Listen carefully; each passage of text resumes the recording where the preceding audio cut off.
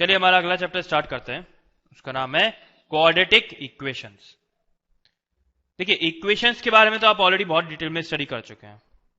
Equations हम उन algebraic expressions को बोलते हैं जिनमें इक्वल टू साइन लगाओ, जैसे 2x प्लस 1 इक्वल टू 0।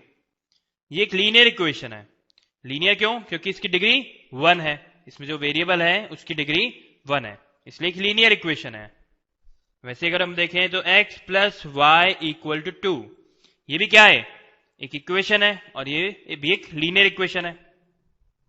तो हमने जब पॉलिनोमियल चैप्टर पढ़ा था तो हमने उसमें देखा था कि अगर किसी भी इक्वेशन की या किसी भी पॉलिनोमियल की डिग्री 1 होती है, when degree is 1, then polynomial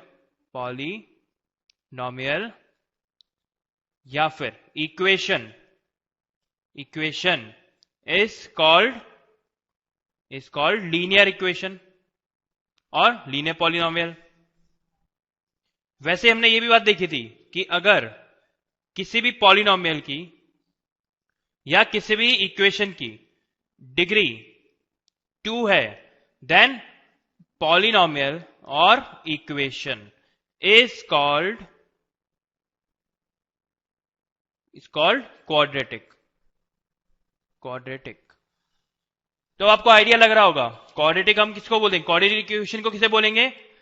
उन इक्वेशंस को बोलेंगे जिसके अंदर डिग्री तो होगी 2 और इक्वल टू साइन लगा होगा, जैसे x square plus x plus 1 equal to 0।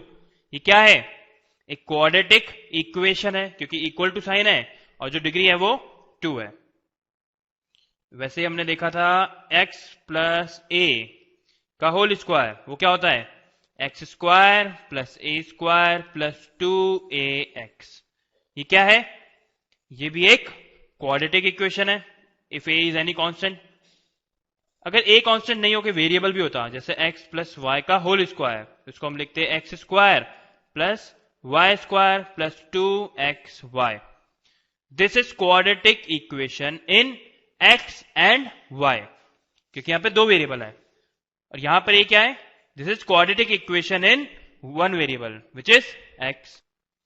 This is quadratic equation in x, क्योंकि यहां पर सिर्फ x वेरिएबल है, and this is quadratic equation in xy, because यहां पे x भी वेरिएबल है और y भी वेरिएबल है। वैसे एक और एग्जांपल देखते हैं, x square plus y square plus z square plus 2xy plus 2yz plus 2xz। ये क्या है? This is quadratic equation in x, y and z। Quadratic equation in x, y and z, क्योंकि यहां पे 3 variables हैं। वैसे अब हम जो क्वाड्रेटिक इक्वेशन की डिटेल में बात करेंगे वो हम सिर्फ x की टर्म्स में करेंगे या सिर्फ y की टर्म्स में बात करेंगे। इट मींस सिंगल वेरिएबल की बारे में बात करेंगे। तो चलिए हमारे चैप्टर स्टार्ट करते हैं क्वाड्रेटिक इक्वेशंस का। Roots of quadratic equation. बच्चों, रूट्स ऑफ क्वाड्रेटिक इक्वेशन से स्टार्ट करने से पहले मैं आपकी थोड़ी याददाश्त लौटाना चाहता हूं, और आपको पहले मैं ये पढ़ाऊंगा कि जीरोज ऑफ पॉलिनोमियल क्या होता है।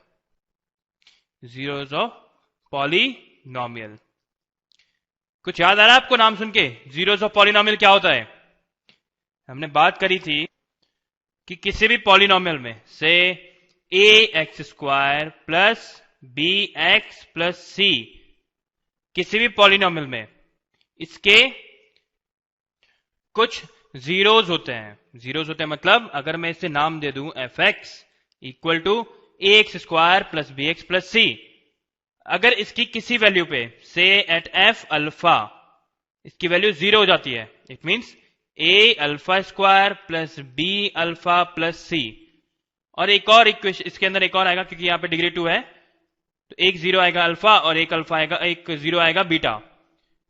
वो भी 0 आ जाए तो a beta square plus b beta plus c. अगर कभी ऐसी सिचुएशन आ जाए, then we say that alpha and beta are zeros of polynomial कुछ याद आ रहा है आपको ये देख के? इसके बाद हमने ये भी कहा था कि x minus alpha and x minus beta are factors of fx। ये तो आपको डेफिनेटली याद आ रहा होगा, क्योंकि इसके बाद में हमने लॉन्ग डिवीजन मेथड भी देखा था। तो बच्चों क्वाड्रेटिक के केस में, क्वाड्रेटिक इक्वेशंस के केस में हम इन अल्फा एंड बीटा को जीरोस ऑफ पॉलिनोमियल नहीं बोलते, क्योंकि यहां पे पॉलिनोमियल नहीं है, यहां पर क्या है? इक्वेशन है। So zeros of equation are called roots of a quadratic equation. इसका मतलब अगर हमें कोई क्वाड्रेटिक इक्वेशन दे रखी है, से ax square plus bx plus c equal to 0, और अगर मैं ऐसा कहूं कि अल्फा इसके सेटिस्फाई करता है, it means a alpha square plus b alpha plus c equal to 0 आ जाता है, then alpha is called root of this equation. This is ax square plus bx plus c equal to 0। अगर ax square plus bx plus c equal to 0 हमें कोई quadratic equation दे रखी है, और मैं x की जगह अल्फा रख देता हूं, अल्फा कोई भी नंबर हो सकता है, तो x की जगह मैं अल्फा रख देता हूं, तो मेरे पास alpha is called root of ax square plus bx plus c when a alpha square plus b alpha plus c is coming out to be 0। अब एक और जरूरी बात करते हैं। देखिए, क्योंकि ये क्वाड्रेटिक इक्वेशन है, इसका मतलब इसकी डिग्री 2 है। जिस इक्वेशन की जितनी डिग्री होती है उसके उतने रूट्स होते हैं। जैसे अगर मैं बात करूं कि ax square plus bx plus c equal to 0, ये मेरे पास एक क्वाड्रेटिक इक्वेशन है। इसकी डिग्री कितनी है? इसकी डिग्री 2 है, जब भी तो ये क्वाड्रेटिक इक्वेशन है। तो इसके कितने रूट्स होंगे? इसके 2 रूट्स होंगे। एक को तो हम लिखते हैं alpha and second one we write beta. Alpha and beta are roots of quadratic equation.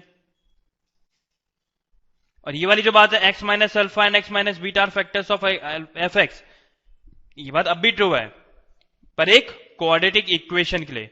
ये बात तो हमने पढ़ी थी किसी पॉलिनोमियल के लिए, पर यही सेम चीज किसी क्वाड्रेटिक इक्वेशन के लिए भी उतनी ही ट्रू होगी। इसको हम ऐसा लिख सकते हैं कि a alpha square plus b beta plus c equal to 0 तो होगा, साथ ही साथ a beta square plus b, sorry यहां पे भी अल्फा आएगा, b beta plus c equal to 0, ये भी होना नेसेसरी है। और इसके अलावा इन दोनों के अलावा इसके और कोई रूट्स नहीं निकलेंगे। इसके मैक्सिमम 2 ही रूट्स हो सकते हैं, और ये दोनों हमने मान ली कि एक अल्फा है एक बीटा है। अब आगे इस चैप्टर में हम पढ़ेंगे कि अल्फा और बीटा की वैल्यू कैसे फाइंड आउट करते हैं।